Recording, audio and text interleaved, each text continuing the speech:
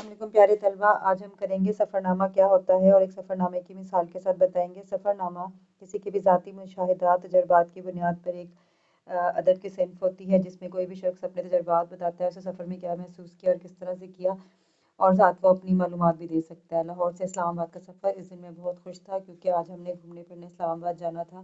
ہم صبح کے 5 بجے گھر سے نکلے۔ لاہور میں سورج نکل رہا تھا، دریا راوی کی کئی کہانیاں اپنے اندر سموئے خاموش بہہ رہا تھا۔ موٹر وے پر چڑھتے ہی سڑک کے دونوں طرف تا حد نگاہ سرسبز کھیت نظر آنے لگے۔ شیخو پورہ سے کوٹ مومن تک کسان اپنے کھیتوں میں کام میں مصروف نظر آ رہے تھے۔ گاڑی میں طرح طرح کے چپس کھانے کے باوجود اب ہمیں بھوک ستانے لگی۔ بھیرا کے مقام پر گاڑی روک کر ہم سب نے ناشتہ کیا، کچھ دیر میں گاڑی کو ٹھنڈا کیا اور دوبارہ سفر پر روانہ ہوئے۔ اب ہم سب کو نیند آ رہی تھی کہ کلر کہاڑ سے شروع ہونے والے خاموش مگر باروب پہاڑوں نے ہم سب کو کھڑکی سے باہر دیکھنے پر مجبور کر دیا۔ اب دونوں طرف پہاڑ اور سبزے کے نظارے تھے، موسم بھی خوشگوار تھا۔ تقریباً 11 بجے کے قریب ہم اسلام آباد پہنچ گئے۔ یہ تھکا دینے والا خوبصورت سفر تھا۔